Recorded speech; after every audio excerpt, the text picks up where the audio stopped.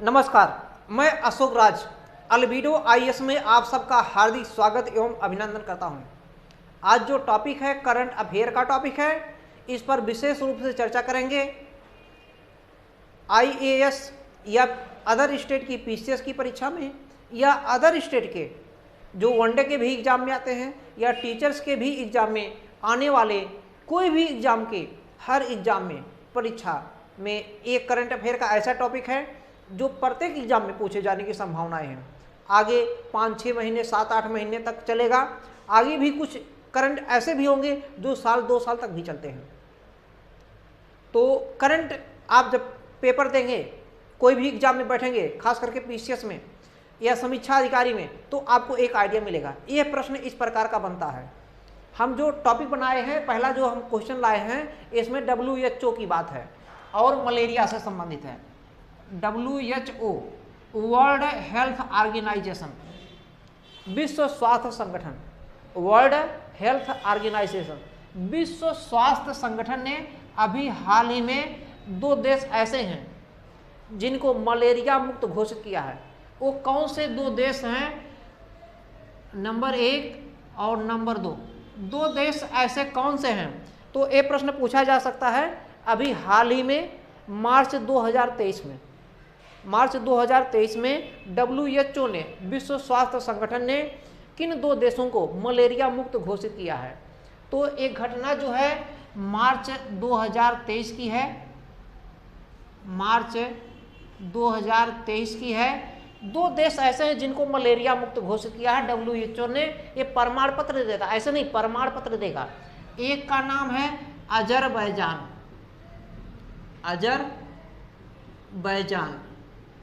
और दूसरे का नाम अगर देखेंगे ताजिकिस्तान।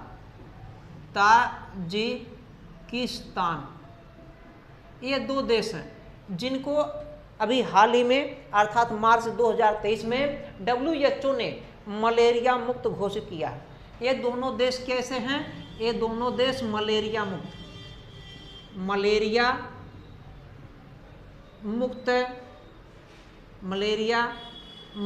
देश हो गए हैं। मलेरिया मुक्त देश बन गए हैं। कैसे देश बन गए हैं? मलेरिया मुक्त देश। अब कुल मिलाकर के यदि इनको शामिल कर लिया जाए तो कुल मिलाकर के WHO ने कुल 42 देशों को, टोटल 42 कंट्रीज को, देशों को मलेरिया मुक्त घोषित किया है।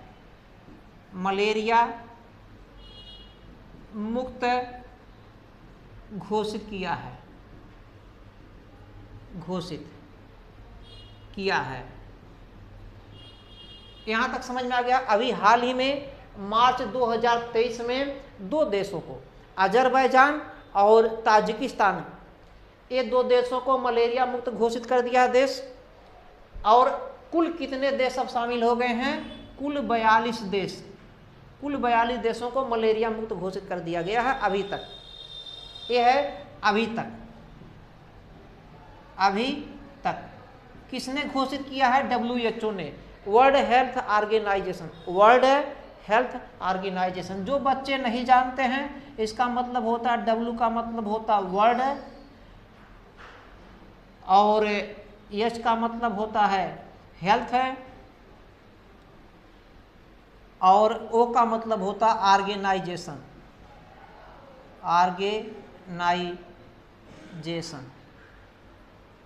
तो इसका मुख्यालय ये जेनेवा है। इसका अगर मुख्यालय की बात करें, WHO का मुख्यालय, यानी कि ये जो वर्ल्ड हेल्थ ऑर्गेनाइजेशन है, इसका मुख्यालय कहाँ पर है? जेनेवा।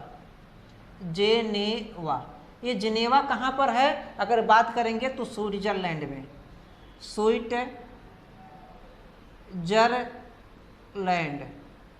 ये स्विट्जरलैंड का एक प्रसिद्ध शहर है, प्रसिद्ध जगह है। ज़्यादातर बहुत से अंतर्राष्ट्रीय जो संगठन, उनका मुख्यालय ज़्यादातर जिनेवा में ही है। ये स्विट्जरलैंड में। और स्विट्जरलैंड कहाँ पर? यूरोप का छोटा सा देश है। यूरोप महाद्वीप का छोटा सा यूरोप महाद्वीप का छोटा सा ये देश है स्विट्जरलैंड, विकसित देश। तो WHO की कहानी है। कितने देश हो गए? कुल 42। अब यहीं पे बात करें, अगर भारत की बात करें, भारत कब तक मलेरिया मुक्त घोषित करने को अपने को कहा है, तो यहीं पे बात करेंगे। तो भारत यहीं पे देख लेते हैं, भारत अपने को मलेरिया से, भारत मलेरिया से मुक्त होगा। कब तक मुक्त होगा? 2030 तक। भारत का लक्ष्य क्या है कि 2030 तक हम मलेरिया से मुक्त घोषित हो जाएंगे। ये पूछा जा सकता है भारत अपने को मलेरिया से मुक्त घोषित कब तक कर देगा? 2024, 25, 26, 30 इस तरीके का ऑप्शन देगा, 36, 35 जो भी देगा। आपको ये जानना कि भारत का लक्ष्य क्या है, 2030 तक। भारत का लक्ष्य 2030 तक मलेरिया से घोषित हो जाएगा, मलेरिया से मतलब मुक्त घोषित हो जाएगा। यहाँ तक क्लियर हो गया एक टॉपिक, इसको नोट कर लीजिए, फिर हम अगले क्वेश्चन की तरफ चलते हैं। अब अगले क्वेश्चन की तरफ हम चलते हैं। अभी हमने पढ़ा WHO। अब WHO के स्थान पर एक नया हम शब्द गढ़ देते हैं, WMO। ये WMO क्या है? ये है विश्व मौसम विज्ञान संगठन। विश्व मौसम विज्ञान संगठन, ये है विश्व मौसम विज्ञान संगठन, WMO, विश्व मौसम विज्ञान संगठन। WHO अलग है, ये WMO है, विश्व मौसम विज्ञान संगठन, वर्ल्ड मौसम ऑर्गेनाइजेशन। विज्ञान उसमें साइलेंट कर दिया गया है। तो WMO इस संगठन ने जो है अभी हाल ही में जून 2023 में उद्घोषणा किया, यानी कि घोषणा किया गया कि जो जून 2023 में जो घोषणा किया गया कि इसमें पहली महिला अध्यक्ष के रूप में कोई शामिल हो रही हैं। तो पहली महिला अध्यक्ष कौन इसमें हो रही हैं, ये घोषणा कर दिया गया। लेकिन वो बैठेंगी कब, पद ग्रहण कब करेंगी? पद ग्रहण करेंगे 1 जनवरी 2024 को पद ग्रहण करेंगी। पद ग्रहण करेंगी 1/2024 को। और वो पहली महिला महासचिव नियुक्त हुई हैं, उनका नाम है सेलेस्टे साउलो।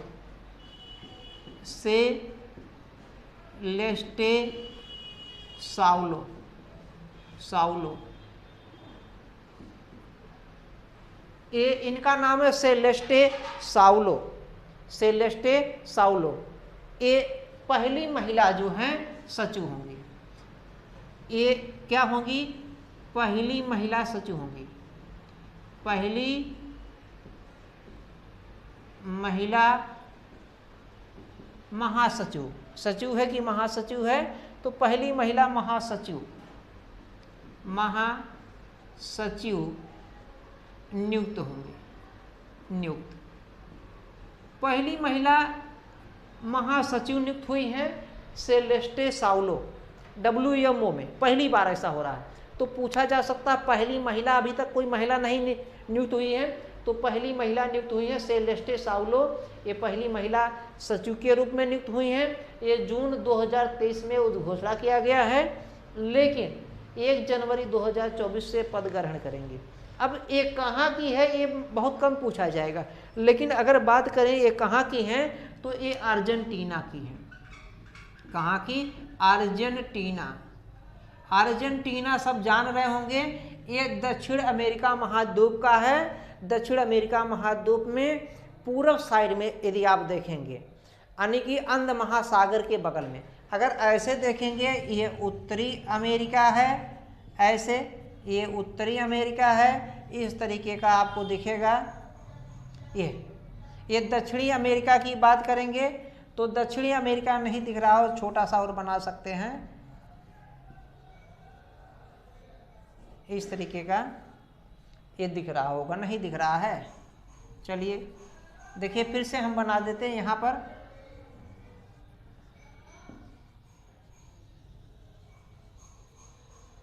ये दिख रहा होगा। उत्तरी अमेरिका अगर बात करेंगे, उत्तरी अमेरिका, ये दक्षिणी अमेरिका, यहाँ पे आपको मिलेगा अर्जेंटीना। ये है अर्जेंटीना। यहाँ पे देखेंगे ये प्रशांत महासागर है, प्रशांत महासागर, ये अंध महासागर है। अंध महासागर जो है अटलांटिक महासागर को ही अंध महासागर कहते हैं। तो ये अंध महासागर अर्जेंटीना, इसी का नाम है अर्जेंटीना। ये इसकी राजधानी ब्यूनस आयर्स है, अर्जेंटीना की राजधानी। ये सब जान रहे हैं, बताने की आवश्यकता नहीं। तो WMO की पहली यानी कि विश्व मौसम संगठन की पहली महिला कौन बन रही हैं? सेलेस्टे साउलो, अर्जेंटीना की, अर्जेंटीन लिख दिए हैं अर्जेंटीना। और ये पहली महिला महासचिव के रूप में नियुक्त हो रही हैं और एक पद ग्रहण करें। तो यही इतना आपको जानना है, मेन चीज ये क्लियर है। इसका जो है थोड़ा सा जियो लोकेशन भी जोड़ सकता है, क्योंकि चर्चा में है। तो अर्जेंटीना है, अर्जेंटीना में आपको जो घास के मैदान हैं या जो पराना का पठार या इस प्रकार के जो मरुस्थल चीज़ हैं, ये इन सबको भी जियोग्राफी से आप जोड़ के लिंक कर सकते हैं, वो पूछा जा सकता है। डायरेक्ट नहीं, इनडायरेक्ट में यानी कि अप्रत्यक्ष रूप से या कहिए परोक्ष रूप से। इसको नोट करें, फिर हम आगे चलते हैं। ये आपका हो गया। दूसरा, यदि ऐसे प्रश्न पूछा जा सकता है कि महिला से ही संबंधित है कि भारत के किस केंद्र शासित राज्य में अभी हाल ही में 25 जुलाई 2023 को पहला महिला पुलिस स्टेशन खोला गया? पहला 25 जुलाई 2023 को पहला महिला पुलिस स्टेशन, पहला महिला पुलिस स्टेशन, ये 25 जुलाई को पहला महिला पुलिस स्टेशन खोला गया, उद्घाटन किया गया। ये भारत के किस केंद्र शासित प्रदेश में ये पहली बार ऐसा हो रहा है? तो ये खोला कहाँ गया है? ये कारगिल में। कारगिल एक कहाँ पर है? कारगिल लद्दाख के क्षेत्र में, लद्दाख। तो मुख्य रूप से ये लद्दाख पूछा जाएगा, लद्दाख केंद्र शासित है। हाँ, लद्दाख में यदि जगह दे दे तो कारगिल हो सकता है। लद्दाख में किस जगह? कारगिल नामक स्थान पर। लद्दाख मेन उत्तर होगा, लद्दाख केंद्र शासित प्रदेश है, मेन उत्तर। लद्दाख केंद्र शासित प्रदेश यूटी है, यूनियन टेरिटरी है। इसमें कारगिल में पहला महिला पुलिस स्टेशन खोला गया। इसका उद्देश्य क्या रहा? इसका उद्देश्य अगर बात करेंगे, उद्देश्य महिला सशक्तिकरण को बढ़ावा देना, महिला सशक्तिकरण को बढ़ावा देना, उनकी भागीदारी सुनिश्चित करना, उनकी सुरक्षा सुनिश्चित करना, इस प्रकार के लिख सकते हैं। यानी कि महिला को सशक्त बनाना, महिला को सुदृढ़ीकरण करना, महिलाओं की सुरक्षा की जिम्मेदारी को और सशक्त बनाना, इस प्रकार के लिख सकते हैं। अब ये चूंकि मुद्दा जो है कानून व्यवस्था से लेकर है, इसलिए इसको दूसरे रूप में भी पूछ सकता है। एक तो ये आपका हो गया एक पॉइंट है। दूसरा ये पूछ सकते हैं वर्तमान में कानून मंत्री कौन है? वर्तमान में कानून मंत्री, या कानून मंत्री अगर न पूछे तो ये भी लिख सकता कानून एवं न्याय मंत्री। कानून एवं न्याय मंत्री कौन है इस समय? तो कौन है? अभी ये हाल ही में बने हैं, तो इनका नाम है अर्जुन राम मेघवाल। मेघवाल है, मेघालय नहीं भैया, समझिएगा। मेघालय भारत का एक राज्य है जहाँ पे गारो, खासी, जयंतिया पहाड़ियाँ हैं, वो अलग चीज़ है। तो इनका नाम है अर्जुन राम मेघवाल, इनकी टाइटल है। तो एक कौन है? कानून मंत्री हैं, बढ़िया जानकार हैं कानून विषयों के, बहुत ही मर्मज्ञ जानकारी रखते हैं ये। तो कानून मंत्री लिख सकते हैं या कानून एवं न्याय मंत्री भी लिख सकते हैं, ये हैं। अब ये सवाल मई 2023 में बनाए गए, अभी हाल ही में, मतलब मई 2023 में इनकी नियुक्त किया गया है, मई 2023। अब ये नहीं पूछा जाएगा कि कब नियुक्त हुई है, ये लिखा जा सकता है अभी हाल ही में या मई 2023 में कानून मंत्री या कानून एवं न्याय मंत्री किसे चुना गया है, तो अर्जुन राम मेघवाल। चूंकि ये कानून व्यवस्था से ही संबंधित है तो इसको भी पूछा जा सकता है। यहाँ तक हो गया। तो पहला जो है केंद्र शासित में कौन हो गया, कारगिल यानी कि लद्दाख वाला क्षेत्र, केंद्र शासित में लद्दाख, ये नोट कर लीजिए। फिर अगले प्रश्न पे, अब हम अगले प्रश्न की ओर चलते हैं। अगला प्रश्न बहुत ही आसान प्रश्न हम देते हैं, थोड़ा सा सभी लड़कों को जानना चाहिए। यूपीएससी की तैयारी करने वाले स्टूडेंट को यूनियन पब्लिक सर्विस कमीशन, इसका मतलब होता है संघ लोक सेवा आयोग, संघ लोक सेवा आयोग, यूनियन पब्लिक सर्विस कमीशन, ये सभी जानते हैं। यूपीएससी की तैयारी करने वाले स्टूडेंट, आईएएस की तैयारी करने वाले स्टूडेंट या अदर स्टेट पीसीएस की तैयारी करने वाले या वनडे की भी तैयारी करने वाले कोई भी, चूँकि ये भारत की सबसे बड़ी परीक्षा आईएएस की परीक्षा कराती है, इसी में आईपीएस भी होते हैं, इसी में आईएफएस भी होते हैं, 24 विभागों का ये परीक्षा करा रही है। जब यूपीएससी आईएएस का परीक्षा कराती है उसमें 24 विभाग होते हैं। तो इसका अध्यक्ष की भूमिका बहुत महती भूमिका हो जाती है। यूपीएससी के अध्यक्ष की भूमिका बहुत ही महती भूमिका होती है, इम्पोर्टेंस रोल होता है इसका। तो इसके अध्यक्ष को जानेंगे कौन अध्यक्ष बनाए गए हैं। तो इसके अध्यक्ष अभी हाल ही में चुने गए हैं, डॉक्टर मनोज सोनी, डॉक्टर मनोज सोनी चुने गए हैं। अब देखिए यहाँ कोई स्टूडेंट ये कहे कि भैया ये सोनी है, क्या है, सोनी, तो सोनी वोनी से नहीं, मतलब इन लोगों के अंदर कर्तव्य निष्ठा होता है, कर्तव्य प्राणता होता है, सत्यनिष्ठा होता है, ट्रांसपेरेंसी होता है, भाई भतीजावाद नहीं होता है, देश के प्रति, राष्ट्र के प्रति समर्पित होते हैं ऐसे लोग। इसलिए ये लोग, हम ये मान के चलते हैं, बिल्कुल घपला, बिल्कुल करप्शन, भ्रष्टाचार नहीं करते। हाँ, ये जो अगर करेंगे, इनका नतीजा यदि ये नहीं भुगते तो 100% इनके आने वाली पीढ़ियों को भुगतना पड़ेगा। इसलिए मैं इनको भी सावधान करता हूँ, कभी करप्शन न करें, नहीं तो इनके बाद में इनके आने वाली पीढ़ियों के लिए नुकसान हो सकता है। मैं शराप नहीं दे रहा हूँ, ऐसा लोग कहते हैं, मानते हैं। यदि आपको धर्म में आस्था है, ईश्वर में आस्था है, मानते हैं कुछ भी, तो मानना पड़ेगा इसको भी। कर बुरा तो हो बुरा, कर भला तो हो भला। तो हमसे उसे नहीं बोला। हम वापस आते हैं। तो यूपीएससी के अध्यक्ष अभी चुने कौन गए हैं, डॉक्टर मनोज सोनी। तो ऐसा प्रश्न बनाया जा सकता अभी हाल ही में 16 मई 2023 को, 16 मई 2023 को यूपीएससी के नए अध्यक्ष के रूप में, संघ लोक सेवा आयोग के नए अध्यक्ष के रूप में किसे चुना गया या कौन पदभार ग्रहण किए हैं, तो ये हैं डॉक्टर मनोज सोनी। ये हटते रहते हैं। इनका कार्यकाल अगर बात करेंगे, संघ लोक सेवा आयोग का उल्लेख किसमें है, अनुच्छेद संविधान की बात करेंगे 315 में मिलता है। 312 की बात करेंगे, आर्टिकल 312 है। ये IAS, IPS, IAS, IPS, IFS, Indian foreign service, forest नहीं, फॉरेन सर्विस, ये प्रशासनिक सेवाएं होती हैं। अखिल भारतीय सेवा इसे कहते हैं, अखिल भारतीय, ये 3 ही हैं अखिल भारतीय सेवा, इसके संदर्भ में है। इस पर कानून बनाने का पे आप विशेष रूप से पढ़ेंगे तो संविधान में देखना मिलता है, तो इसमें इसका उल्लेख है। अब सवाल इसमें जो अध्यक्ष बनाए गए हैं, ये चेयरमैन, इनका कार्यकाल कितना होगा।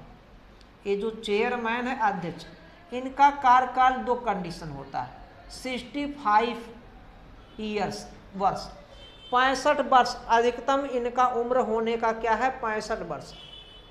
65 वर्ष से ज़्यादा ये नहीं जा सकते। और दूसरा है 6 वर्ष। अब दोनों में से जो भी पहले होगा वही होगा, 65 वर्ष या 6 वर्ष। मान लीजिए कोई व्यक्ति 64 साल में चेयरमैन बनता है, अध्यक्ष, तो 65 साल में उसको 65 वर्ष जो पूरा होगा तुरंत रिटायर होगा। 63 पे हुआ या 62 पे हुआ तो 65 साल, उसको 6 वर्ष नहीं मिलेगा। लेकिन माना कि कोई व्यक्ति 60 साल में ही बन गया, नहीं 55 में ही बन गया या 50 में बन गया, 50 में बन गया तो 6 वर्ष मात्र पाएगा। 50 और 6 56 साल में ही उसको रिटायर होना पड़ेगा। यहाँ तक समझ में आ गया? 56 वर्ष में ही रिटायर होना पड़ेगा उस व्यक्ति को।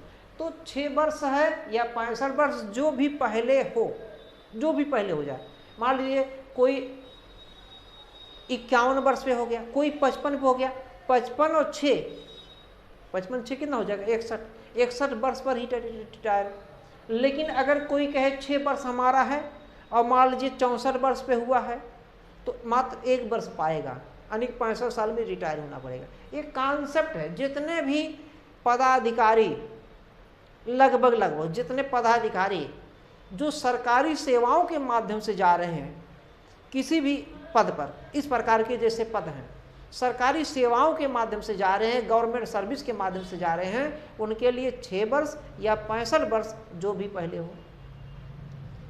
दूसरी जगह जो राजनीतिक लोग हैं, चुनाव के माध्यम से इर्द गिर्द में आ रहे हैं, उनके लिए 65 वर्ष आबलिक 5 वर्ष जो भी पहले हो, वहाँ 65 है और आबलिक 5 वर्ष है।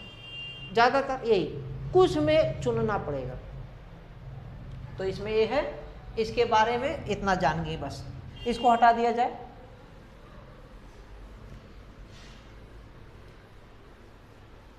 अगला हम जो टॉपिक है, बहुत मोस्ट इंपॉर्टेंट टॉपिक है। देश में पहली बार, भारत देश में पहली बार ऐसा हो रहा है MBBS की पढ़ाई के लिए, MBBS इसकी शिक्षा के लिए देश में पहली बार, भारत में, यानी कि देश में, देश मतलब भारत की बात है, अपने देश की बात है, पहली बार ऐसा हो रहा है, पहली बार हिंदी में इसकी पढ़ाई की व्यवस्था किया गया है, हिंदी में। तो ऐसा प्रश्न पूछा जाता है हिंदी में, और ये कब किया गया है, 2022 की बात है, संभवतः अक्टूबर की। तो ऐसा प्रश्न पूछा जा सकता है 16 अक्टूबर 2022 को, मतलब अभी लॉन्च किया गया, उद्घाटन किया गया है, ये अक्टूबर 2022 की बात है, 1 साल पूरा हो गया, 1 साल पूरा ही होने वाला अक्टूबर में, जहाँ 16, 1 साल थोड़ा 2-4-15 दिन बाकी है, तो ज़्यादा दिन अब नहीं है। तो 16 अक्टूबर 2022 को ऐसा प्रश्न बनाया जा सकता है, 16 अक्टूबर 2022 को, या ऐसा भी लिख सकता अभी हाल ही में 2022 में। MBBS की पढ़ाई के लिए देश में पहली बार, MBBS की पढ़ाई के लिए देश में पहली बार किस जगह पर हिंदी माध्यम में पढ़ाई का प्रावधान किया गया, हिंदी माध्यम में पढ़ाने का लाया गया। हिंदी माध्यम में सबसे पहले कब लाया गया, कहाँ लाया गया, तो ये 16 अक्टूबर की बात है, 16 अक्टूबर 2022 की बात है। और ये कहाँ लाया गया, भोपाल में। भोपाल सभी लोग जान रहे होंगे MP की राजधानी है, कैपिटल है, ये वही भोपाल है जहाँ पर भारत भवन स्थित है। भारत भवन कहाँ पर, भोपाल में ही है। एक GK के रूप में आप फैक्ट जान सकते हैं, भारत भवन कहाँ है, भोपाल में। अगर ये पूछ लिया जाए भारत कला भवन कहाँ है, तो बनारस होगा। भारत भवन भोपाल, भारत कला भवन बनारस, ये UP में बनारस, जहाँ से हमारे प्रधानमंत्री मोदी जी जीते हैं चुनाव। तो ये 16 अक्टूबर 2022 में ऐसा पूछा जा सकता है, हिंदी में पहली बार जो है पाठ्यक्रम शुरू करने का लिया गया है। उद्घाटन किसने किया है? माननीय अमित शाह जी ने। अमित शाह केंद्रीय गृह मंत्री भी हैं और सहकारिता मंत्री भी हैं, सभी जानते हैं, इस समय की बात है। केंद्रीय गृह मंत्री और सहकारिता भी मंत्री हैं, उन्होंने ये शुरू किया। ऐसा क्यों शुरू किया है? 2020 की जो नई शिक्षा नीति आई है, नई शिक्षा नीति, न्यू एजुकेशन पॉलिसी 2020 220, नई शिक्षा नीति 2020 के तहत प्रावधानों को लाने के लिए, हिंदी मीडियम, हिंदी के स्तर को ऊंचा बढ़ाने के लिए ऐसा किया है इन्होंने, पहली बार ऐसा उद्घाटन किया है। और आगे कहना है भारत सरकार का कि लगभग क्षेत्रीय भाषाओं में जो मेडिकल की पढ़ाई है और टेक्निकल की पढ़ाई, टेक्निकल की पढ़ाई या मेडिकल की पढ़ाई में हिंदी भाषा में भी, हिंदी भाषा के साथ साथ मातृभाषा जो उनकी मातृभाषा है, मदर टंग जो है, उनमें भी पढ़ाने का पाठ्यक्रम का शिक्षण का कार्य शुरू किया जाएगा बहुत जल्द ही। सरकार का ऐसा दावा है, एक जगह उन्होंने ये पेश कर दिया है। यह चीज़ बहुत ही जल्द ही मेडिकल और तकनीकी पढ़ाई अन्य क्षेत्रीय भाषाओं में शुरू किया जाएगा। तो एक जान गए एक कहाँ पर मेडिकल की पढ़ाई का, MBBS की पढ़ाई हिंदी में शुरू किया गया है? भोपाल में। पूछा जा सकता है, शुभारंभ कर दिया गया है। और ये शुभारंभ कब हो गया? 16 अक्टूबर 2022 को शुभारंभ। ये शुभारंभ का डेट है भैया, शुभारंभ यानी कि शुभ धन आरंभ। शुभ माने अच्छा, गुड, GOOD, गुड आरंभ हो गया है, प्रारंभ हो गया है, आरंभ की बात है। यहां तक क्लियर हो गया, इसको हटा दिया जाए। एक ये जान चुके हैं। दूसरा अगर हम बात करते हैं, दूसरे करंट की बात करेंगे, स्टैचू ऑफ डिग्निटी बहुत मोस्ट इंपॉर्टेंट है। Statue STATU statue of dignity, statue of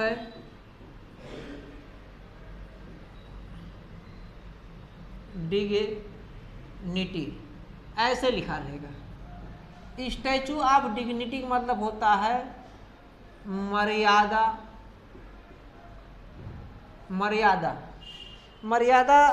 क्या नाम इसको कह सकते हैं? स्टैचू ऑफ डिग्निटी को जो है मर्यादा मूर्ति,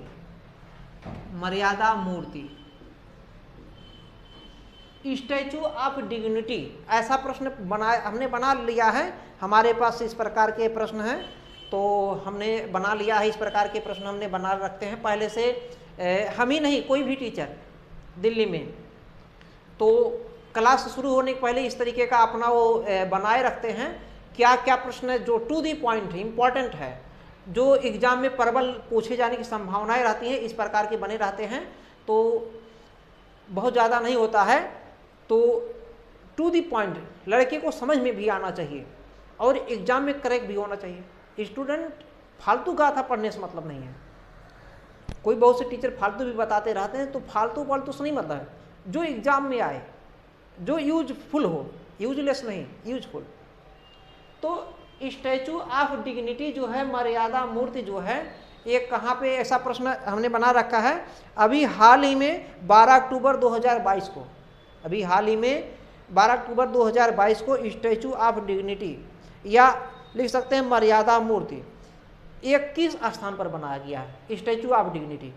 या दूसरी चीज़, किस स्थान पर बनाया गया? दूसरी चीज़, वो अगर ये स्थान पर बनाया गया तो किसकी मूर्ति है, और अगर ये मूर्ति किसकी है तो किस चीज़ की बनी है, उसकी ऊंचाई भी पूछ सकता है। और अगर इनकी मूर्ति है तो लगभग उनका उद्घाटन कौन किया होगा, उद्घाटन भी पूछ सकते हैं। मुख्य रूप से ज़्यादातर पूछा जाता किस स्थान पर। लेकिन अब इतना सब स्टूडेंट को जो पढ़ने वाले हैं, लगभग ऐसे में 4-5 लाख लोगों को ये सब याद रहता है। तो कुछ स्टूडेंट को छांटना होता है, क्रीम स्टूडेंट। तो ऐसे में भाई देखिए, जो थोड़ा हेरा फेरी होता है वो अलग चीज़ है, थोड़ा सा तो हर जगह होता है। तो लेकिन जो क्रीम लड़के उन्हीं को छांटा जाता है ना, कोई का दुका हेरा फेरी वाले ज़्यादा नहीं होता है। पढ़ना ही आसान है। भाई हमारे पास और कोई हथियार नहीं है। जो नहीं पढ़ेगा उसका पक्का नहीं होगा, जो पढ़ेगा उन्हीं में से होगा। और इसमें क्या जा रहा है, जितना पढ़ेंगे उतना दिमाग तेज होता जाएगा, आपको जानकारी होगा उतना मार्केट में बोलेंगे। डॉक्टर BR अम्बेडकर ने तो यही कहा था, शिक्षा वो शेरनी का दूध है, जितना इसे पिलाओगे उतना ही दहाड़ेगा। शिक्षा एजुकेशन उस शेरनी की दूध की तरह होता है, जितना पियोगे यानी कि जितना पढ़ोगे उतनी उसी तरीके से शेर की तरह दहाड़ोगे। मान लीजिए आपको जानकारी नहीं है, कुछ नहीं जानकारी है, तो आप चुनाव भी नहीं लड़ सकते। कैसे बोलोगे, पढ़ा भी नहीं सकते, मार्केट में क्या कुछ बोलोगे जब आपको जानकारी ही नहीं रहेगा। नहीं समझे हमारी बात, समझिएगा। तो देखिए स्टैचू ऑफ डिग्निटी ये कहाँ पर ये है, ये देखिए ये जो स्वामी रामानुजाचार्य है, स्वामी रामानुजाचार्य, इनकी मूर्ति है, इन्हीं की मूर्ति है। ये मूर्ति किसकी है, स्वामी रामानुजाचार्य की मूर्ति है। ये कहाँ पर है, ये अयोध्या में है। कहाँ है, अयोध्या। ये अयोध्या कहाँ है, उत्तर प्रदेश में। ये अयोध्या में है, उत्तर प्रदेश में। अब अयोध्या में जो जगह है उसका नाम है अम्मा जी मंदिर परिसर। अम्मा जी मंदिर परिसर, अम्मा जी मंदिर परिसर अयोध्या। ये पूछा जा सकता है यूपी के एग्जाम में, अदर स्टेट के एग्जाम में ये पूछा जा सकता है, या केवल यूपी ही पूछ सकता है अदर स्टेट के एग्जाम में। यूपी के एग्जाम में यहाँ तक पूछ सकता है, अम्मा जी मंदिर परिसर में। ये अयोध्या बहुत काफ़ी लंबे तक है। इसमें इनकी जो मूर्ति है ये ज़्यादा ऊंची नहीं है, मात्र 5 फीट है, 5 फीट ऊंची है। कितनी ऊंची है, 5 फीट ऊंची है। लेकिन विशेषता क्या है, ये मकराना के संगमरमर का बना है, मकराना के संगमरमर का, संगमरमर।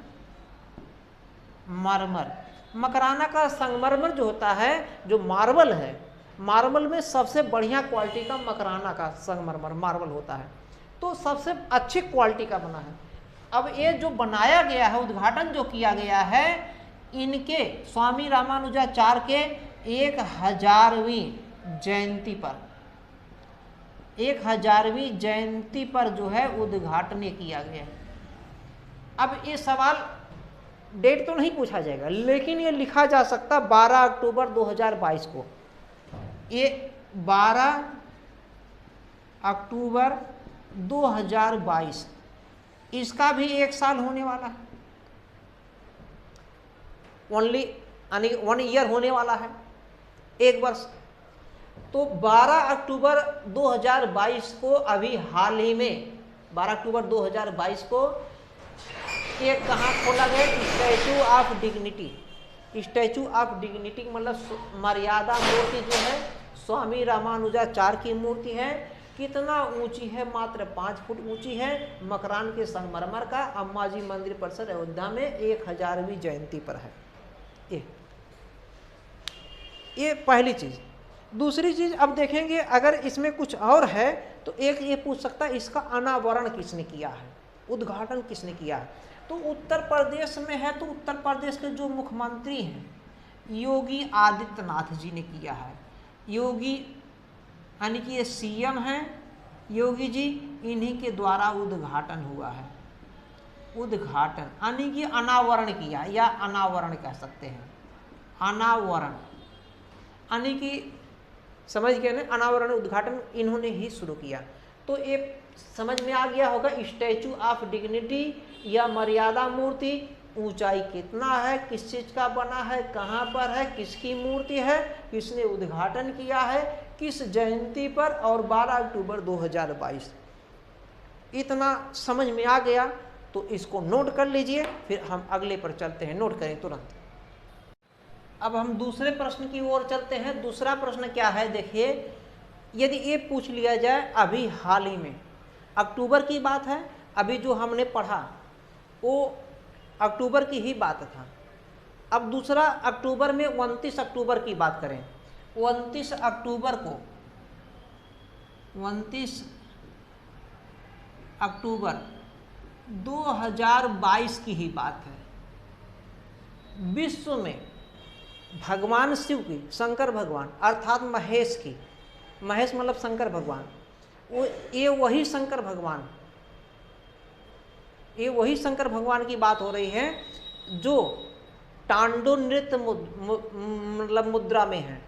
नृत्य मुद्रा है ना, टांडो कर रहे हैं, यानी कि एक पैर पर अपना जो है खड़े हैं, एक पैर जो है रखे हैं, इस तरीके का। तो उसी शिव की बात हो रहा है। तो इतने को भगवान शिव की विश्व में सबसे ऊंची मूर्ति, विश्व में सबसे ऊंची मूर्ति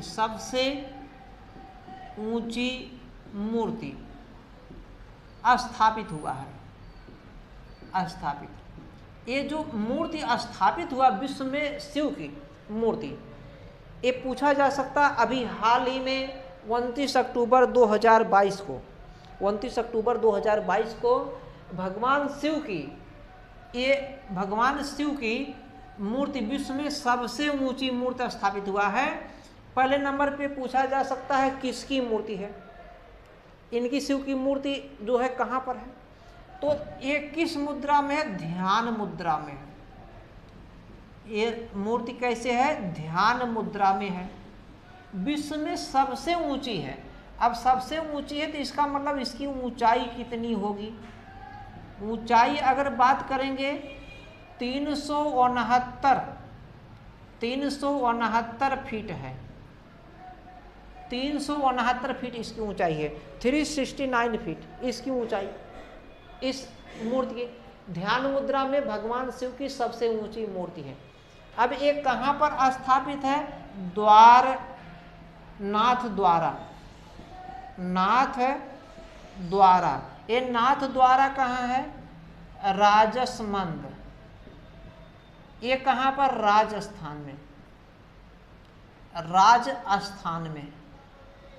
राजस्थान में इस समय मुख्यमंत्री हमारे ही नाम के मुख्यमंत्री हैं। बस मैं अशोक राज लिखता हूं और वो लिखते हैं अशोक गहलोत। मैं एक टीचर हूं, वो एक सीएम है। मैं किसी पार्टी से नहीं संबंधित हूं, वो कांग्रेस से संबंधित अभी हैं, आगे पार्टी बदलते भी रह सकते हैं। तो जो मतलब कांग्रेस के मतलब राजस्थान के मुख्यमंत्री हैं, उन्होंने उद्घाटन नहीं किया, लेकिन उनके ही उपस्थिति में किसी दूसरे ने, एक कोई मुरारी बाबू करके हैं, तो उन्होंने उद्घाटन किया।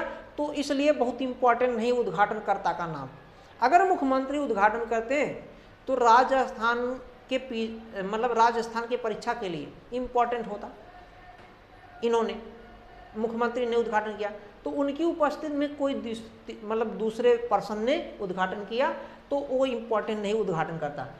लेकिन कहाँ पर? नाथ द्वारा। ये नाथ द्वारा भी पूछा जाता है जब कला लोग पढ़ते हैं, टीजीटी या पीजीटी या नेट की कला की बात, तो नाथ द्वारा यानी कि पिछवई कला की बात, पिछवई कला यहीं से संबंधित। पिछवई कला मतलब नाथ द्वार में जो मूर्तियां होती, मूर्तियों के पीछे एक इस तरीके का आभा, ऐसे चक्र चलता रहता है, एकदम सन सन सन सन ऐसे चक्र की तरह ऐसे ऐसे चलता रहता है पीछे, वही आभा।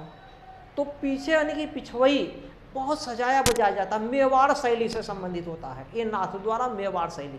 बाकी उसमें जानेंगे, लेकिन फिर भी जानिए नाथ द्वारा कहाँ पर? राजस्थान पे मेवाड़ शैली से संबंधित है और पिछवई कला का संबंध इसी नाथ द्वारा से है। तो ये मूर्ति कहाँ पर स्थापित किया गया है? भगवान शिव की नाथ द्वारा में। इसकी ऊंचाई भी जानेंगे, किस मुद्रा में? ध्यान मुद्रा में है। अब इसका नाम क्या दिया गया है? इस जो मूर्ति है इसका नाम इंपॉर्टेंट है। इसका नाम है statue of belief, STATUE, statue of belief.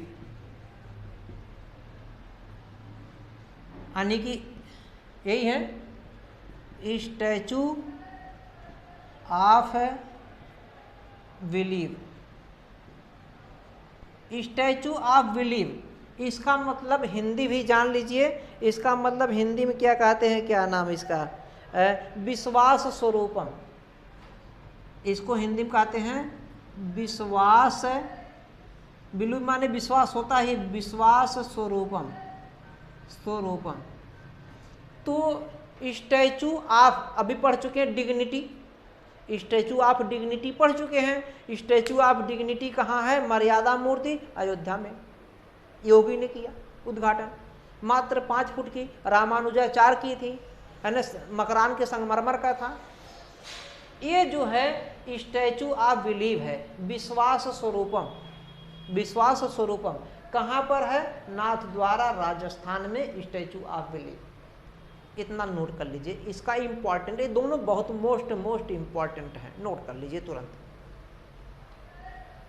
चीज इसमें और थोड़ा सा है, अगर ये पूछ लिया जाए ये किस चीज का बना है, ये जो मूर्ति है ये कंकड़ का है, कंक्रीट है, कंक्रीट के साथ साथ लोहा है, लोहा के साथ साथ क्या है, कंक्रीट है, लोहा है और स्टील है, स्टील भी लिख सकते हैं। ये सब मिला के बनाया गया है, एक पहाड़ी पर है।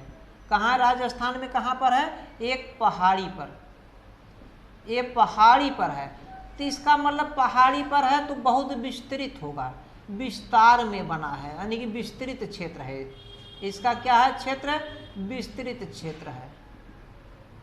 तो विस्तृत पहाड़ है, पहाड़ मतलब पहाड़ पे कौन जाएगा, बहुत से लोग केवल दर्शक ही जाएंगे और उसे लोग नहीं रहते हैं, तो इसलिए विस्तृत क्षेत्र बना दिया गया। विस्तृत क्षेत्र पर ये बनाया गया, इतनी ऊंची, इतनी फीट ऊंचाई पर है, नोट कर लीजिए इसको। दूसरा दोस्तों बहुत महत्वपूर्ण करंट अफेयर मैं लाया हूँ, बहुत मोस्ट ये भी इम्पोर्टेंट है। एशिया महाद्वीप की सबसे बड़ी हेलीकॉप्टर, एशिया महाद्वीप की सबसे बड़ी हेलीकॉप्टर जो है बनाने का अपने यहाँ भारत में उद्घाटन अभी हाल ही में कर दिया गया है।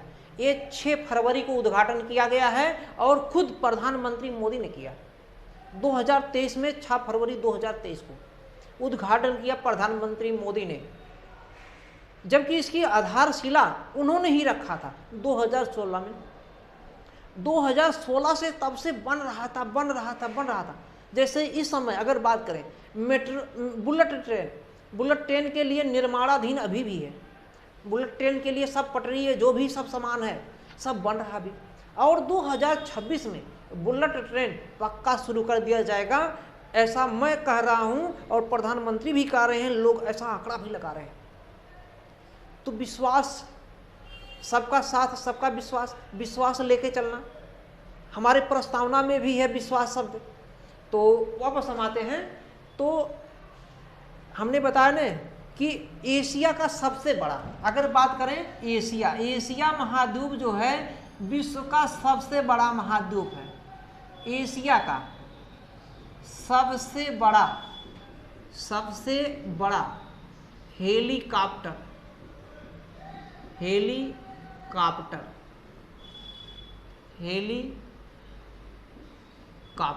एशिया का अगर देखा जाए, ऐसा प्रश्न बनाया जा सकता, अभी हाल ही में 6 फरवरी 2023 को एशिया की सबसे बड़ी हेलीकॉप्टर निर्माण राष्ट्र को समर्पित किया गया। ये किस जगह पर समर्पित किया गया, 4 राज्य के नाम दे सकते हैं, उन 4 राज्यों के नाम जानना है। तो कौन सा वो राज्य है, वो भारत का कर्नाटक राज्य है। कर्नाटक में तुमकुरू स्थान पर एशिया का सबसे बड़ा हेलीकॉप्टर फैक्ट्री भारत राष्ट्र को, यानी भारत को समर्पित, यानी कि राष्ट्र को समर्पित है। उसे भारत अभी तक राष्ट्र नहीं बन पाया है, लेकिन फिर भी हम कहेंगे राष्ट्र को समर्पित किया गया, समर्पित। यहाँ राष्ट्र का मतलब भारत से है, भारत अभी एक राज्य है, ध्यान दीजिए, भारत अभी राष्ट्र नहीं बन पाया, राष्ट्र बनने के क्रम में है, राष्ट्र बन सकता आगे अगर भारत के लोग सब चाहें तो। सभी लोगों में राष्ट्रीयता की भावना जगे, सब में अंदर एक होने की भावना जगे, तो भारत राष्ट्र तुरंत बन जाएगा। लेकिन फिर भी हम कहेंगे एशिया का सबसे बड़ा हेलीकॉप्टर फैक्ट्री राष्ट्र को समर्पित किया गया है, यानी कि भारत को समर्पित किया गया। ये कब समर्पित किया गया, यानी कि उद्घाटन कब हुआ इसका? 6 फरवरी 2023 को। 6 फरवरी 2023 को किसने उद्घाटन किया? स्वयं पीएम ने, पीएम मोदी ने, मोदी जी ने, यानी कि पूरा नाम सभी जानते हैं, बच्चा बच्चा जानता है मोदी। मोदी का मतलब प्रधानमंत्री हैं इस समय, श्री नरेंद्र मोदी जी। तो इन्होंने समर्पित किया। हालांकि ये जो बना हेलीकॉप्टर ये आज का नहीं, 2016 से निर्माणाधीन था, निर्माणाधीन था। अब जाके इसका उद्घाटन किया गया है। और ये कहाँ पे है? तुमकुरु। तुमकुरु ये कहाँ पर है? कर्नाटक में, कर्नाटक। ये पूछा जा सकता है, इंपॉर्टेंट कर्नाटक है। तुमकुरु कर्नाटक में ये शुरू किया गया है। तुमकुरु कर्नाटक में 6 फरवरी को ये दिया गया। अब ये क्षेत्र नहीं पूछा जाएगा, लेकिन इसका जो ये क्षेत्र है ये कितनी दूर में ये फैक्ट्री है? 615 एकड़ में फैला हुआ है। कम जगह नहीं है, बहुत जगह है। 615 एकड़ में ये क्षेत्र का इसका विस्तार है। एशिया का सबसे बड़ा हेलीकॉप्टर फैक्ट्री राष्ट्र को हमारे प्रधानमंत्री ने समर्पित कर दिया, यानी कि एशिया में सबसे बड़ा। ये पूछा जा सकता है इसकी आधारशिला कब रखा गया था? 2016 में रखा गया था। तो इतना सबके समझ में आ गया होगा। अगर समझ में आ गया है तो इसको भैया जो है नोट कर लीजिए, हम इसको मिटा देते हैं। नोट कर लें तो मिटा दें, ठीक, ओके।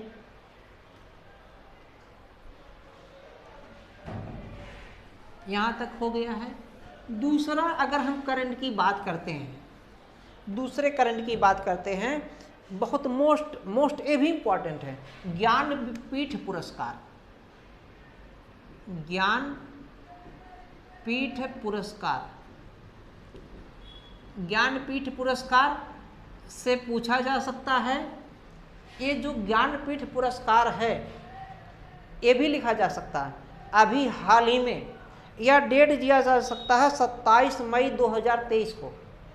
27 मई 2023 को प्रश्न बनाया जा सकता है, 27 मई 2023 को, या लिख सकते हैं अभी हाल ही में 27 मई 2023 को 57वां ज्ञानपीठ पुरस्कार।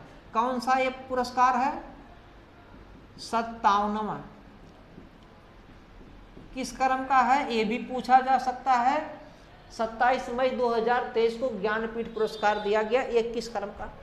57वां। लेकिन इसकी कम संभावना, ज़्यादातर यही पूछा जाता है किसको दिया गया, वो किस भाषा के हैं, कोंकणी भाषा के या मलयालम भाषा के, कोंकणी भाषा के हैं। तो ज्ञानपीठ पुरस्कार 57वां ज्ञानपीठ पुरस्कार 27 मई 2023 को दिया गया। अब ये किसे दिया गया है और किस भाषा के हैं? तो ये किसे दिया गया? दामोदर मौजे को। ये इंपॉर्टेंट है, दामोदर मौजे, मौजो, दामोदर मौजो को दिया गया। एक कोंकणी भाषा के लेखक हैं, कई किताब इन्होंने लिखा है। कोंकणी भाषा में अगर बात करें, इनकी 25 पुस्तकें जो है प्रकाशित हो चुकी हैं, 25 पुस्तकें, तथा एक अंग्रेजी पुस्तक जो है प्रकाशित है। ये इतना प्रकाशित है। दामोदर मौजे बहुत मोस्ट लेखक हैं।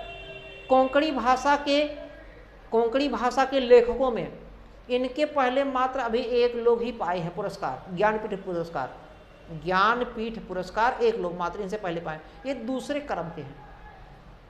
तो दामोदर मौजो कोंकणी लेखक हैं, 25 पुस्तक, ये नहीं पूछा जाएगा।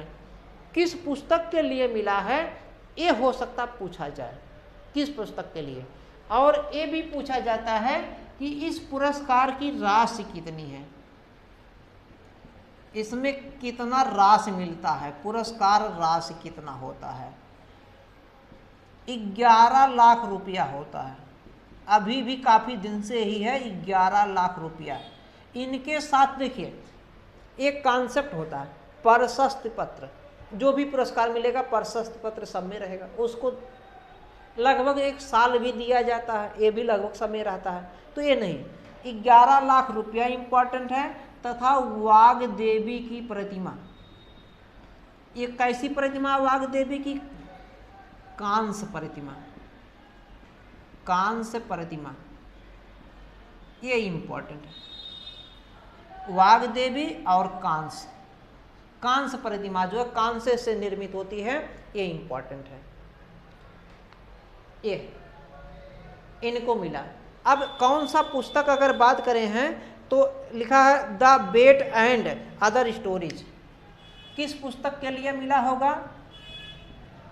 The bet and other stories, ये पुस्तक के लिए, ये 2022 में पुस्तक आया है। तो इसी पुस्तक के लिए जो है, क्योंकि इसी पुस्तक के लिए 2022 में आया है, ये पुरस्कार इन्हें मिला है। सबसे ज़्यादा मोस्ट इम्पॉर्टेंट ये नाम है दामोदर मौजो, कोंकणी के लेखक को मिला, ये भी इम्पॉर्टेंट है कोंकणी। अब यहीं से आपको संविधान से लिंक होगा। हमारे देश की जो 8वीं अनुसूची है, अनुसूची संविधान के अंत में लिखा गया है। संविधान जब पढ़ेंगे, संविधान के अंत में लिखा गया उन विषयों का प्रावधान होता है जो हमें जब संविधान नहीं समझ में आता, संविधान को समझने के लिए उसको अंत में कुछ व्याख्या कर दिया गया है। तो अनुसूची संविधान के अंत में लिखा गया है। संविधान में जो अनुसूची है, शुरुआत में 8 अनुसूचियाँ थी, बाद में एक एक करके जोड़ी गई, कुल इस समय 12 अनुसूचियाँ हैं। जो 8वीं अनुसूची है, इस 8वीं अनुसूची में भाषाओं का जिक्र है। शुरुआत में 14 भाषाएं थीं, बाद में कुछ जोड़ा गया, फिर कुछ।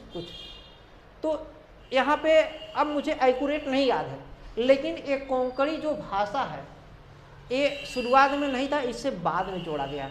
अब एक बार आप देख लीजिएगा कोंकणी भाषा कब जोड़ा गया, और देख के कमेंट में बताइएगा कोंकणी भाषा इस संविधान संशोधन अधिनियम के द्वारा इतने में, यानी कि इतने सन में जोड़ा गया। कब कब जोड़े गए, कितनी भाषाएं, वो हमें कमेंट करके बताएं। ऐसा नहीं मैं नहीं जानता हूँ, अगर मैं बता दूंगा तो कमेंट आप ऐसे करें, नहीं करेंगे, कमेंट जरूर कीजिए, बताइए। यहाँ तक हो गया, इसको हटा दिया जाए, नोट कर लीजिए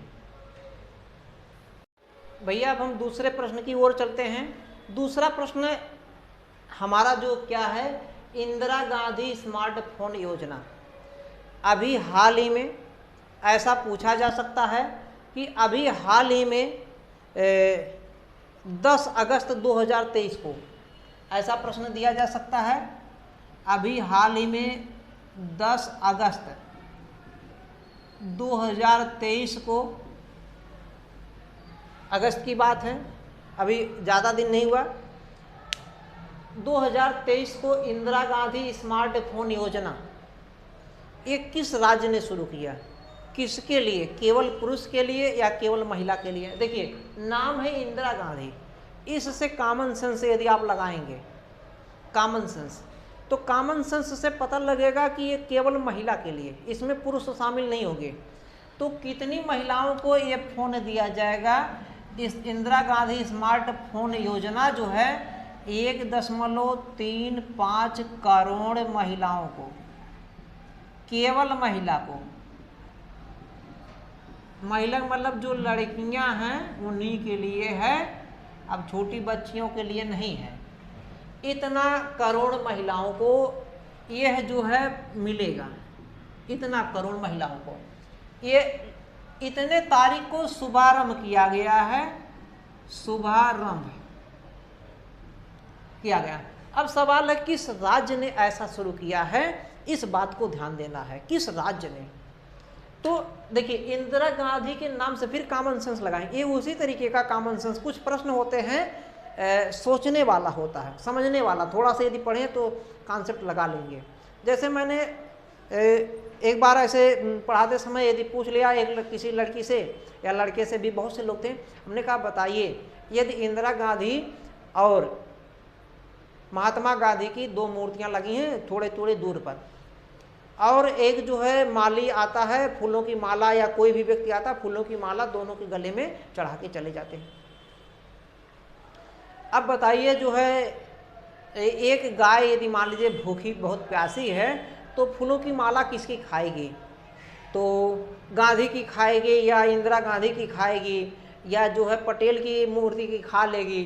कई लोगों की देश के लोगों के मूर्तियां लगी हैं, तो किसकी मूर्ति की माला खा लेगी? फूल की माला भूखी है तो संभवतः खा लेगी। तो अब किसकी खाएगी किसकी नहीं, कि सबकी खाएगी कि किसी एक की छोड़ देगी, 1-2 की, किसकी खाएगी? तो लोग चकरिया गए। तो उसमें जो थोड़ा सा दिमागदार था स्टूडेंट, तो एक लड़की थी, उसका नाम कुछ था ध्यान नहीं आ रहा, तो हमको लगता है उसका नाम जो है सृष्टि गुप्ता था, या कुछ भी XYZ कुछ भी नाम हो सकता। तो कॉमन सेंस थोड़ा सा लगाई, कहा कि सर जो है गांधी जी की मूर्ति का जो है माला नहीं खाएगी। हमने कहा क्यों? कहा क्योंकि गांधी जी हाथ में लाठी लिए हुए हैं। ये आप वीडियो देख रहे हैं, अभी कल ही के डेट में 2 अक्टूबर मनाया गया। 2 अक्टूबर, आज है 3 अक्टूबर, कल 2 अक्टूबर मनाया गया, 2 अक्टूबर 2023। तो 2 अक्टूबर 2023 को गांधी का कौन सा जयंती रहा, इस पे हमें कमेंट करके बताएं। जबकि गांधी का जन्म 2 अक्टूबर 1869 में पोरबंदर गुजरात में हुआ था, कठियावाड़ के क्षेत्र में। ये जान रहे, इनके बचपन का नाम मेनियो था, इनकी माता का नाम पुतलीबाई, इनके पिता का नाम करमचंद गांधी। जो करमचंद गांधी थे वो राजकोट के दीवान थे। दीवान का मतलब यहाँ वित्त मंत्री से होता है, दीवान का मतलब वित्त मंत्री से, वित्त का लेखा जोखा काम करते थे। जबकि इनका नाम मोहनदास था, ऐसा पढ़े होंगे। और ये विलायत पढ़ने के लिए गए थे गांधी के बारे में थोड़ा सा जान लीजिए। तो बाकी हम अब गांधी पर बाद में स्पेशल देंगे, वापस हम आते हैं। तो ये जो है इंदिरा गांधी की बात है। गांधी थोड़ा गांधी लिख दे, सही नहीं लिखा है, एक गांधी हो गया। इंदिरा गांधी देखिए कॉमन सेंस लगाइए, इंदिरा गांधी जो है भैया मतलब एक तो महिला से, गांधी से आ गया कि महिलाओं के लिए है। अब दूसरी चीज इंदिरा गांधी मतलब कांग्रेस की नेता। अब देखिए अगर मान लीजिए 4 दे दिया राज्य, मध्य प्रदेश दे दिया, उत्तर प्रदेश दे दिया, राजस्थान दे दिया, 4 ऐसे राज्य दे दिया मान लीजिए, तो इंदिरा गांधी मतलब कांग्रेस से संबंधित। अब देखिए वर्तमान में यदि देखिए कॉमन सेंस लगाइए, वर्तमान में कांग्रेस के लोग कहाँ पे बैठे हैं, यानी कि मुख्यमंत्री के रूप में, तो राजस्थान में कांग्रेसी लोग हैं, कांग्रेस की पार्टी है, जीती है, मुख्यमंत्री के रूप में है। तो इसका मतलब कौन सा क्षेत्र होगा? ये राजस्थान है। राजस्थान में सरकार ने शुरू किया, राजस्थान सरकार, चाहे केवल राजस्थान लिख दीजिए, चाहे राजस्थान सरकार लिख सकते हैं। तो राजस्थान ने शुरू किया है। इतने कितने लोगों को कितना रुपया देगी महिला को? ये महिलाओं को कितने रुपया देगी राजस्थान सरकार? ये कितना रुपया देगा इन महिलाओं को? क्या नाम इनका, 6,800 रुपया दिया जाएगा। इतना रुपया देंगे। अब ये रुपया कैसे दिया जाएगा? डीबीटी के माध्यम से। डीबीटी का मतलब होता है, सरकार ने ये भी लाया है, direct benefit transfer. Direct benefit transfer यानी कि प्रत्यक्ष हस्तांतरण करके, डायरेक्ट, यानी कि बीच में कोई बिचौलिया का काम नहीं, डायरेक्ट लाभार्थी के खाते में जाएगा। लाभार्थी के इसके माध्यम से आने से, जैसे भारत सरकार ने अभी हर घर शौचालय की व्यवस्था कराया, तो डायरेक्ट लाभार्थी के खाते में जाने लगा पैसा। तो ज़्यादा से ज़्यादा शौचालय का पैसा जो है लाभार्थी के खाते में जाने लगा। प्रधान जो है, सरपंच जो है या मुखिया जो है नहीं पा रहा।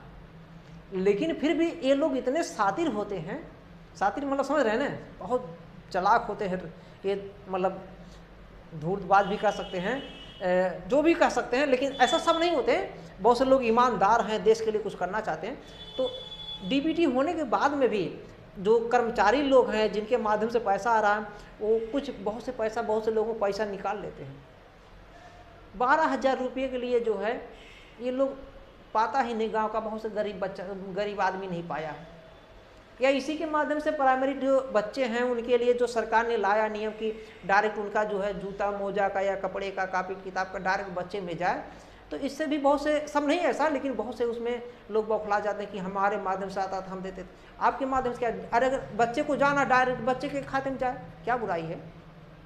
तो डीबीटी के माध्यम से ये जाएगा, डीबीटी के माध्यम से सीधा चला जाएगा इनके खाता में लाभार्थी, और लाभार्थी इसका जो है इस रुपये का जो है क्या खरीद लेंगे, स्मार्टफोन, यानी कि ये फ़ोन स्मार्ट फोन।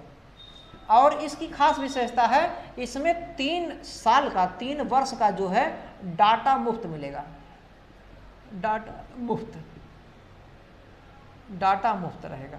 खास विशेष 3 वर्ष के लिए डाटा मुफ्त, सबसे बड़ी विशेषता, यानी कि नेट चलाएं जितना काम हो।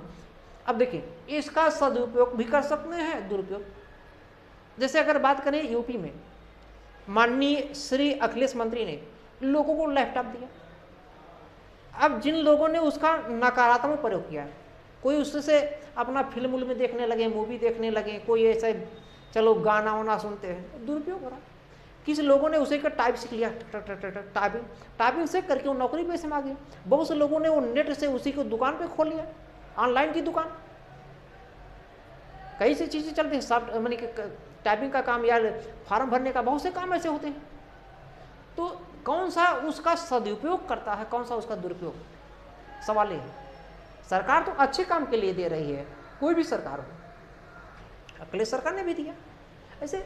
अब इन्होंने जो दिया उसका महिलाएं अगर सदुपयोग करेंगी तो निस्संदेह आगे बढ़ेंगी, और सभी महिलाएं सभी पुरुष आगे यदि बढ़ रहे हैं तो भारत निस्संदेह विश्व में श्रेष्ठतम पावदान पर पहुंच जाएगा। इतना हो गया। ये योजना किसने शुरू किया, राजस्थान ने। हम थोड़ा सा इस पे से ज़्यादा बोल देते हैं, धन्यवाद इसके लिए, थोड़ा सा क्षमा प्रार्थी है। और लेकिन फिर भी वीडियो को लाइक करिए, चैनल पर नए हैं सब्सक्राइब करिए और सभी मित्रों को शेयर करिए, इसको नोट करें। दोस्तों अब की बार मैं बहुत मोस्ट करंट अफेयर पेश करने चल रहा हूँ। सबसे बड़ी विशेषता देखिए, भारत ने अभी बहुत जल्द ही जो है दिसंबर 2023 तक यानी कि या दिसंबर 2023 में ये कहिए तक कह सकते हैं, या 23 में जो है दिसंबर में हाइड्रोजन से चलने वाली ट्रेन, हाइड्रोजन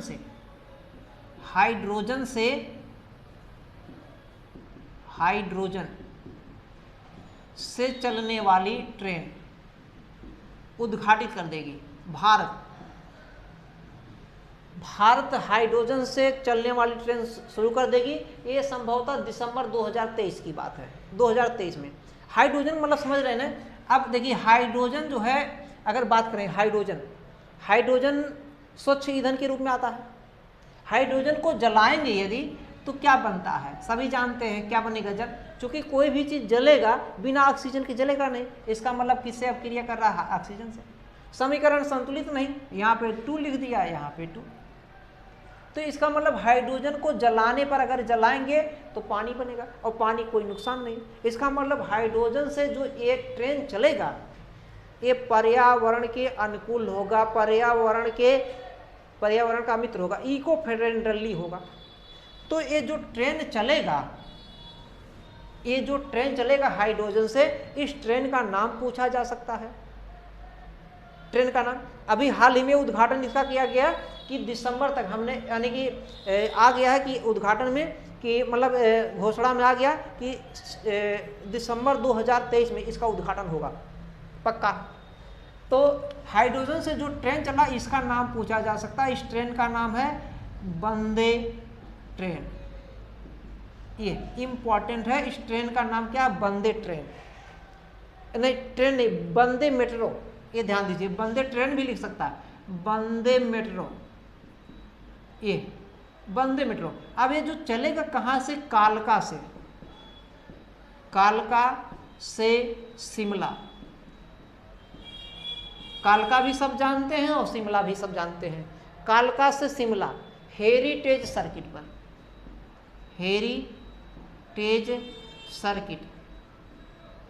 हेरिटेज का मतलब समझ रहे हैं ना, हेरिटेज मतलब विश्व विरासत, विरासत से मतलब है। तो कालका से शिमला दोनों पास पास में कुछ दूर पर ही हैं, तो वहीं पहले अभी पायलट योजना के रूप में चला है। लेकिन अगर बात करें, ये दिसंबर में शुरू होगा और मतलब इससे पहले अगर बात करें तो मतलब चीन अभी जनवरी में शुरू करने वाला एशिया का पहला देश बन गया है।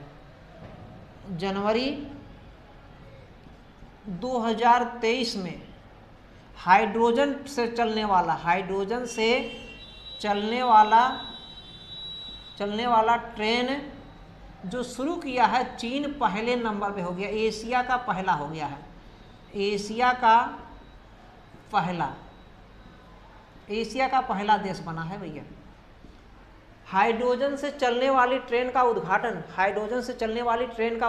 करने वाला, ये हाइड्रोजन से जो चला रहा है ट्रेन, चीन एशिया का पहला देश बना है, पहले नंबर पे। इससे पहले भी अगस्त 2022 में अगर बात करें, अगस्त 2022 में इसी हाइड्रोजन से जो चला रहा ट्रेन, जर्मनी विश्व का पहला देश बना है। विश्व का पहला देश बना है जर्मनी। कौन सा देश है वो? जर्मनी विश्व का पहला देश। ये कब बना है? अगस्त 2022 में। अगस्त 2022 में हाइड्रोजन से चलाने वाला ट्रेन जर्मनी विश्व का पहला देश बन गया। मोस्ट इंपॉर्टेंट, हाइड्रोजन से क्यों पूछा जा सकता है? क्योंकि पर्यावरण से। अब देखिए, जो मेंस के लड़के हैं, जिनको मेंस लिखना है अगली बार, इस बार तो अब चला गया, जिनको लिखना था वो लिख दिए। लेकिन 2024 में या 2023 का भी कोई इस प्रकार का एग्जाम है जिसमें मेंस लिखने का उसे अब ज़्यादा नहीं है। यूपीएससी अदर स्टेट के, अगर स्टेट के हैं अगर कोई मेंस, तो जब पर्यावरण आप लिख रहे होते हैं, पर्यावरण का टॉपिक है, तो पर्यावरण में ये लिख सकते हैं पर्यावरण अनुकूलन की दिशा में प्रयास करने के लिए, सफलता बनाने के लिए कार्बन डाइऑक्साइड या ग्रीन हाउस गैसें, कार्बन डाइऑक्साइड जैसे अनेक ग्रीन हाउस गैसों के उत्सर्जन को कम करने के लिए जर्मनी ने विश्व का पहला हाइड्रोजन से चलने वाली ट्रेन शुरू किया। इसका ग्रीन हाउस गैसें इससे उत्सर्जन में मात्रा में काफ़ी कम आएगी, और ग्रीन हाउस गैसों के उत्सर्जन के कम होने से ग्लोबल वार्मिंग कम होगा, वैश्विक तापमान कम होगा, पर्यावरण अनुकूलन होगा। चीन इसमें, यहाँ पे भारत जो है ये शुरू कर दिया है, मतलब दिसंबर में। ये लिखते समय अब करंट जो होता है ज़्यादा नहीं, ध्यान देना, मेंस में वही लिखना होता जो पूछा जाए, अन्यथा फालतू नहीं लिखना है मेंस में, ध्यान देना। हाँ, ये सब जो होते हैं उदाहरण के रूप में सपोर्ट करने के लिए लिखेंगे, जैसे ए, यानी कि ये काम हो रहा है, तो जैसे जब तक नहीं दिखाएंगे, एग्जाम्पल नहीं दिखाएंगे, तब तक उदाहरण बिना एग्जाम्पल दिखाए कैसे सपोर्ट होगा। आप जो है, जो रूफ है, छत है, खड़ा करेंगे, बिना दीवार के या बिना पिलर के थोड़े खड़ा करेंगे। तो ये जो उदाहरण होते हैं, एग्जाम्पल होते हैं, ये पिलर की तरह काम करते हैं। अब किस टॉपिक में कौन सा आएगा उदाहरण, जब ये आप जानते रहेंगे। अब ये पर्यावरण से संबंधित, पर्यावरण के साथ साथ एक जगह और मिलेगा, साइंस टेक में भी इसको लिख सकते हैं। ऐसा नहीं कि सब जगह लिख ही देंगे, सब जगह नहीं लिख देंगे, जहां उस प्रकार से उससे रिलेटेड टॉपिक रहेगा वहीं भी लिखेंगे। नहीं है, नहीं लिखना, कहीं ना कहीं कोई ना कोई रिलेटेड टॉपिक मिल ही जाता है। खास करके अगर जब निबंध लिख रहे होते हैं, निबंध में तो बहुत ज़्यादा लिखना है, तो साइंस टेक के बारे में रखें, साइंस टेक के बारे में लिख सकते हैं, पर्यावरण से भी दिखा सकते हैं इसको लिंक करके। समझ में आ रहा? इससे जो है इसके चलने से कोयला या इस प्रकार की चीज़ों की खपत आएगी भाई। और सिर्फ बिजली से चलते हैं, बिजली कोयले से ज़्यादातर बनता है, तापीय संयंत्र से। मान लीजिए आणविक संयंत्र भी हो रहा है, तो भी उसमें वैश्विक तापन होता है। कितना हो गया, इसको हटा दिया जाए।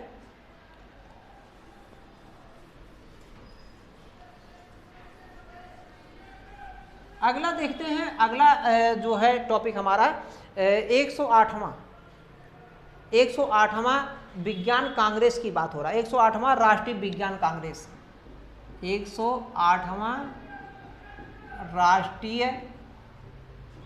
राष्ट्रीय विज्ञान कांग्रेस का सम्मेलन हुआ है। पहले नंबर पे राष्ट्रीय विज्ञान कांग्रेस का सम्मेलन जो हुआ 108वां, ये जानना। ये कहाँ पे हुआ है और उद्घाटन किसने किया?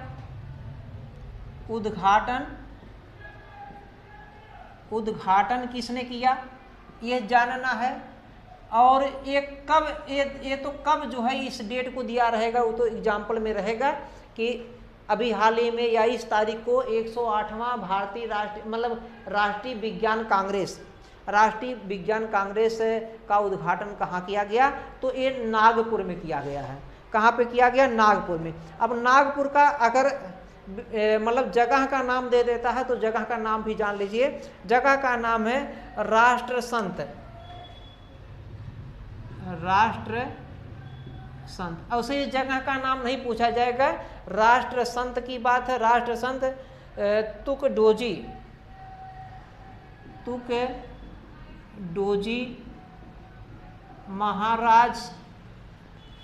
महाराज नागपुर। तो ये जगह जो है नागपुर में है। कहाँ है? नागपुर। हमको यही इतना जानना, नागपुर मेन चीज ये। हालांकि ये लिखेगा तो इसके साथ नागपुर भी लिखा रहेगा। तो इसका ये कहाँ पे इसका उद्घाटन किया गया और किसने उद्घाटन किया है, ये इम्पॉर्टेंट इसलिए है कि इसका उद्घाटन स्वयं पीएम मोदी ने किया है। पीएम मोदी ने। अब ये क्या है? देखिए, विज्ञान लगा है शब्द, राष्ट्रीय भी लगा। इसका मतलब विज्ञान के क्षेत्र में युवाओं को अनेक प्रकार के विज्ञान की चीज़ें, टेक्नोलॉजी की चीज़ें, तकनीकी अनेक शिक्षाएं या मेडिकल के संबंधित चीज़ें, इस प्रकार के चीज़ों में जन जागरूकता लाने के लिए ये सब करना होता है, ये सब चीज़ें। तो इसमें और इसकी बात अगर क्या है, अगर ये अवसर नहीं पूछा जाएगा तो सबसे पहला अगर ये शुरू किया गया था तो 1914 में शुरू हुआ था। 1914 में पहली बार शुरू हुआ था। पहली बार शुरू हुआ था।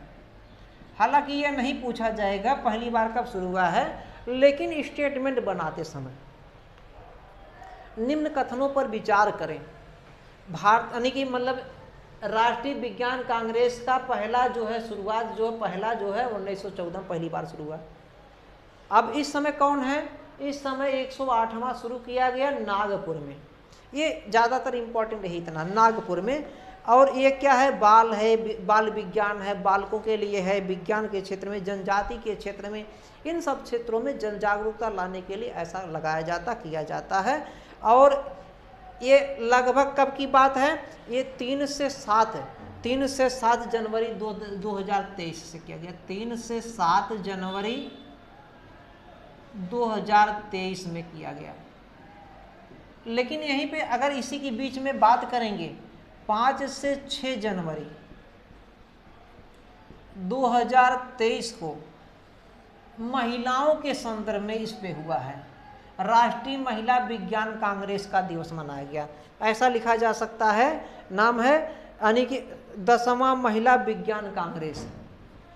10वें क्रम का 10वां महिला विज्ञान कांग्रेस। ये 10वां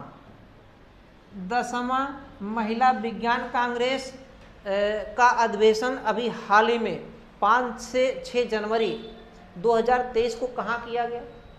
यहीं पे। यह 108वां राष्ट्रीय विज्ञान कांग्रेस। तो मेन शब्द ये है, उद्घाटन किसने किया है, यानी कि इसका ओपनिंग कौन कर रहे हैं यहाँ पे 108वां की? तो प्रधानमंत्री मोदी पहली बार। इतना नोट कर लीजिए, हम आगे बढ़ते हैं। नोट हो गया? ठीक।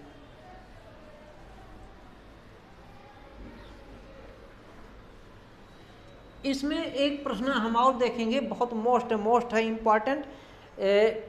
डेनमार्क का नाम सुने होंगे, तो जहाँ देख रहे हैं आयरलैंड है, इंग्लैंड है, और इधर में आएंगे डोअर जल संधि पार करेंगे, डोअर जल संधि को आते हुए आपको मिलेगा फ्रांस मिलेगा, फ्रांस के और उत्तर में जाएंगे थोड़ा सा जर्मनी मिलेगा, और थोड़ा सा उत्तर में जाएंगे थोड़ा सा छोटा सा देश है डेनमार्क। तो डेनमार्क जो है इस समय चर्चा में रहता है, और डेनमार्क की बात करेंगे। डेनमार्क ये जो है किस लिए प्रसिद्ध है? CO2 को समुद्र के नीचे दफन कर दिया है, ऐसा टेक्नोलॉजी बनाया समुद्र के नीचे। CO2 को समुद्र के नीचे दफन कर रहा है। दफन मतलब यानी कि CO2 समाप्त कर दे रहा है, अर्थात वैश्विक तापन इससे उस क्षेत्र में कम होगा। CO2 को कम करने के लिए ऐसा पूछा जा सकता है, अभी हाल ही में CO2 को आयात कर उसे समुद्र के नीचे यानी उत्तर सागर में, वहीं पे उत्तर सागर है इसी के पास में, उत्तर सागर में लगभग 1800 मीटर नीचे दफन करने वाला देश कौन बन गया है? तो ये डेनमार्क बन गया है। समुद्र के नीचे कितना जा रहा है? 1800 मीटर, 1800 मीटर नीचे समुद्र में। कहाँ पर? उत्तर सागर, उत्तर सागर में ये दफन कर रहा है। ये घटना कब की है? 8 मार्च 2023 में। हालांकि 8 मार्च को आप जानते होंगे कोई दिवस भी मनाया जाता है, तो लिखा रहेगा अभी हाल ही में या 8 मार्च 2023 को ऐसा कौन देश बन गया है जिससे। ये क्या है? ग्रीन सैंडे परियोजना के तहत कर रहा है। किस परियोजना के तहत? ये पूछ सकता है। ग्रीन सैंडे परियोजना या ग्रीन सैंड परियोजना, ऐसा भी लिख सकता है। ग्रीन सैंड परियोजना क्या है? इसी ग्रीन सैंड परियोजना के तहत, ग्रीन सैंड, तो ग्रीन सैंड परियोजना का मतलब होता है CO2 को जो है समुद्र के नीचे 1800 लगभग मीटर नीचे जो है ये उत्तर सागर में डेनमार्क जो है, ये डेनमार्क क्या कर दे रहा है? दफन कर दे रहा है। और वहाँ पे जो ग्लोबल वार्मिंग है, ग्लोबल वार्मिंग को कम करेगा, वैश्विक तापन को कम करेगा। ये ऐसा करने वाला विश्व का पहला देश बन के उभरा है। बहुत मोस्ट इम्पॉर्टेंट है। तो यहाँ से रिलेटेड भौगोलिक भी चीज़ें पूछ सकता है, ऐसा नहीं कि यही चीज़ पूछेगा। यहाँ तक सबके समझ में आ गया होगा हमारी बात, और नहीं समझिएगा तो हमारा बताइएगा। वीडियो पर नए हैं, चैनल पर जो नए हैं चैनल को सब्सक्राइब करें, वीडियो को लाइक जरूर करें, शेयर करें। तो यहाँ तक हो गया। अब अगर कुछ 1-2 पॉइंट और है तो और बता देते हैं, इसको नोट कर लीजिए। लास्ट हम चलते हैं लास्ट करंट अफेयर की तरफ। मोस्ट करंट अफेयर है, इस पे हम विशेष रूप से चर्चा करने वाले हैं। और यदि आप समझ जाएं तो कम से कम कमेंट करके ये बताएं कि हाँ सर क्लास बहुत मस्त रहा, ज़बरदस्त रहा, बहुत मोस्ट इम्पॉर्टेंट है। नाम सुने होंगे रेमन मैगसेसे पुरस्कार, रेमन मैगसेसे पुरस्कार, सेसे पुरस्कार। रेमन मैगसेसे पुरस्कार जो है ये बहुत मोस्ट इम्पॉर्टेंट है। ये 2023 की बात है। कब की बात है? 31 अगस्त। इसका उद्घोषणा कब किया गया? घोषणा की बात करेंगे तो 31 अगस्त 2023 को इसका उद्घोषणा कब किया गया? 31 अगस्त 2023 को उद्घोषणा किया गया। रेमन मैगसेसे ये वही पुरस्कार है, इसे एशिया का नोबेल कहा जाता है। क्या कहा जाता है? एशिया का नोबेल कहा जाता है। एशिया का नोबेल कहा जाता है, नोबेल पुरस्कार। एशिया का नोबेल कहते हैं। क्या कहते हैं? एशिया का नोबेल। नोबेल पुरस्कार और से अलग चीज़ है। नोबेल पुरस्कार प्रत्येक 10 दिसंबर को दिया जाता है, प्रत्येक वर्ष 10 दिसंबर को 6 क्षेत्रों में दिया जाता है।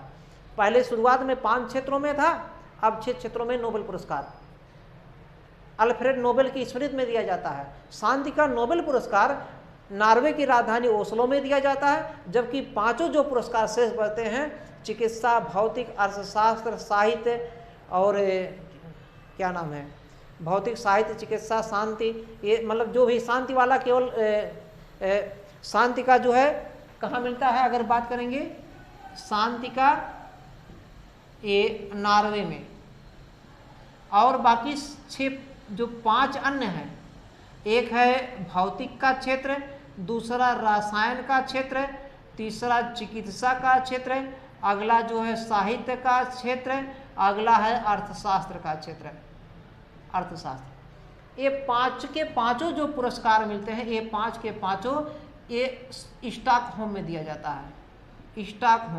स्टॉकहोम जो है स्वीडन की राजधानी है, स्वीडन की राजधानी। और ये जो नॉर्वे है, नॉर्वे की राजधानी ओस्लो में दिया जाता, ओस्लो।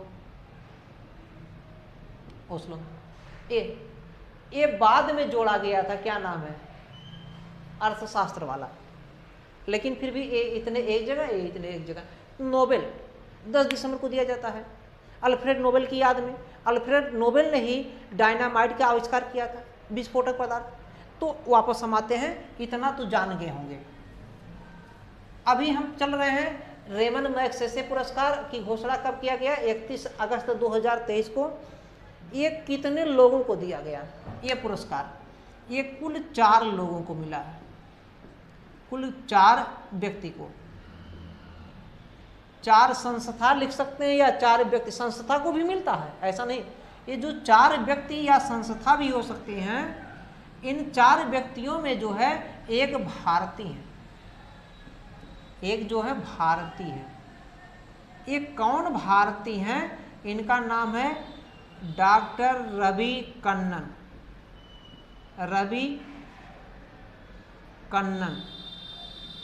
डॉक्टर रवि कन्नन जो है ये भारतीय हैं, इनको मिला, एक भारतीय को रेमन मैग्सेसे पुरस्कार। 3 और अन्य लोग हैं। ये जो डॉक्टर रवि कन्नन हैं, इन्होंने कई कार्य किया है। अगर कार्य की बात करेंगे, एक गरीबों के समर्थक हैं, गरीबों के मसीहा के रूप में काम करते हैं, गरीबों का कल्याण करते हैं, सहायता करते हैं। कैंसर के डॉक्टर हैं, आर्कियोलॉजी हैं, कैंसर की इलाज करते हैं, कैंसर के डॉक्टर हैं, स्वास्थ्य देखभाल, कैंसर के इलाज के योगदान में बहुत ज़्यादा योगदान दिए हैं। ये रेमन मैग्सेसे पुरस्कार उन व्यक्तियों को दिया जाता जो उभरती हुई छवि है, अभी उभर रहा है, नया आ रहा मार्केट में, इस पूरी दुनिया में, मार्केट मतलब पूरी दुनिया में नए चीज़ में, तो उनको और प्रोत्साहन देने के लिए ऐसा किया कर ही सका। ये जो पुरस्कार जो है, ये फिलीपींस जो है, फिलीपींस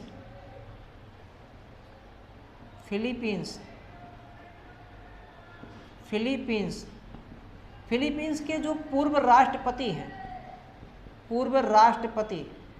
रेमन मैग्सेसे थे। फिलीपींस के जो पूर्व राष्ट्रपति रेमन मैग्सेसे थे, उन्हीं की याद में दिया जाता है। याद में कौन थे? रेमन मैग्सेसे, उनका नाम है रेमन मैग्सेसे नाम था, तो उन्हीं की याद में फिलीपींस के पूर्व राष्ट्रपति। कौन देती है संस्था? अब संस्था का नाम देखेंगे, कौन देती है संस्था? ये संस्था का नाम क्या नाम है? Ramon Magsaysay Foundation. Ramon Magsaysay Foundation. Ramon Magsaysay Foundation ये पुरस्कार देती है, इन्हीं के द्वारा दिया जाता है, रेमन मैग्सेसे फाउंडेशन के द्वारा ये पुरस्कार दिया जाता है। ये क्लियर हो गया? इनकी याद में है, फिलीपींस के पूर्व राष्ट्रपति हैं, उन्हीं की याद में दिया जाता है।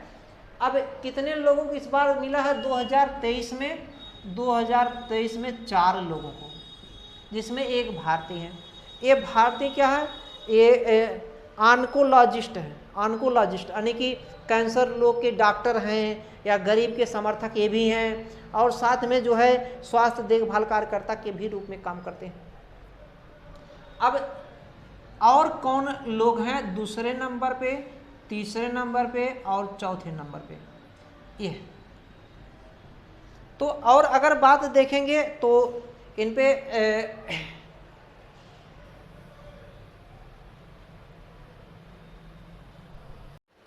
इसमें एक चीज़ और हमने बताया कि 4 लोग में कौन कौन हैं। एक हैं कोबी रक्षंद हैं, ये बांग्लादेश के हैं। दूसरे हैं यूजेनियो लेमोस हैं, ये तिमोर लेस्टे देश के हैं। और एक है मरियम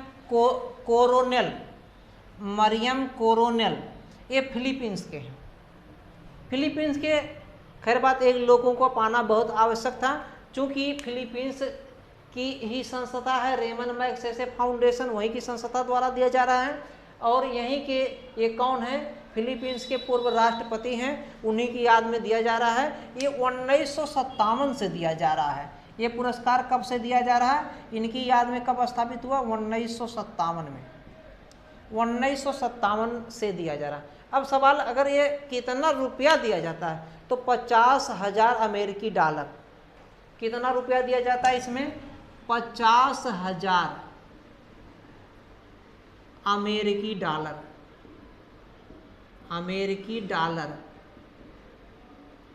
इतना रुपया दिया जाता है। 50,000, 50,000 अमेरिकन डॉलर, 50,000 अमेरिकन डॉलर इसमें रुपया दिया जाता है। बाकी प्रमाण पत्र रहेगा, ये सब जो भी रहेंगे, ये सब इम्पोर्टेंट चीज़ें हैं, सब रहेगा, पदक रहेगा। लेकिन मेन जो है 50,000, 50,000 अमेरिकी डॉलर, ये बहुत मोस्ट इम्पॉर्टेंट है। ये सबसे ज़्यादा मोस्ट इम्पॉर्टेंट ये क्या है, ये क्या है, इनका नाम क्या नाम है, ऑन्कोलॉजिस्ट हैं, स्वास्थ्य देखभाल कार्यकर्ता हैं, गरीबों के समर्थक हैं, और जो कैंसर रोग के इलाज करता है, ऑन्कोलॉजिस्ट क्या है, ऑन्कोलॉजिस्ट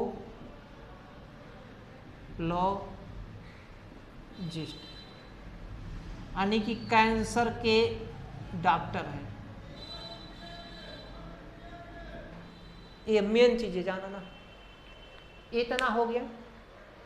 अब रेमन मैग्सेसे पुरस्कार पाने वाले पहले भारतीय कौन थे, नाम सुने होंगे, आचार्य विनोबा भावे। ये वही आचार्य विनोबा भावे हैं जिन्होंने भारतीय राष्ट्रीय स्वतंत्रता आंदोलन में भी भूमिका निभाया था। उन्होंने भूदान आंदोलन शुरू किया। भूदान आंदोलन के तहत सबसे पहले वही ही भूमिदान किए थे, गरीबों के कल्याण के लिए, गरीबों को देने के लिए। ऐसा आप सब जानते हैं कि नहीं, आचार्य विनोबा भावे, उनके लिए एक बार हम बोलेंगे जय हिंद। तो इतना हो गया। वीडियो को समझ में आए तो लाइक करिए, बार बार कहते हैं लाइक जरूर कीजिए। लाइक करने में आपका एक भी रुपया जाए तो हमें कमेंट करके बताएं। एक भी रुपया, एक भी पैसा नहीं जाता लाइक करने में। कमेंट कीजिए या न करें, लेकिन लाइक जरूर करें। लाइक करने में क्या है, ऐसे बटन दबाना आपको। चैनल पर नए हैं तो सब्सक्राइब कर दीजिए। सब्सक्राइब करेंगे आप ही फायदा, नहीं करेंगे हमारा क्या फ़ायदा, हमारा क्या कोई फ़ायदा नुकसान नहीं। मेरा काम तो पढ़ाना, मैं जो पढ़ा रहा हूँ क्लास में वही वीडियो को लोड कर दे रहा हूँ, आपको बता भी दे रहा हूँ। जितने मित्र हमारे सब, आपका कुछ भी कर्तव्य बनता है। हमारे संविधान में पहले मूल अधिकार ही था, मूल कर्तव्य नहीं था। लेकिन ये सोचा गया कि अगर नागरिकों को अधिकार दिया गया तो उनको क्यों ना मूल कर्तव्य दिया जाए, कर्तव्य भी होना चाहिए, इसीलिए कर्तव्य को जोड़ा गया। आपका कर्तव्य बनता है। तो वीडियो को लाइक करें, शेयर करें, सब्सक्राइब करें। आप थोड़े बातों में ज़्यादा समझ गए। धन्यवाद।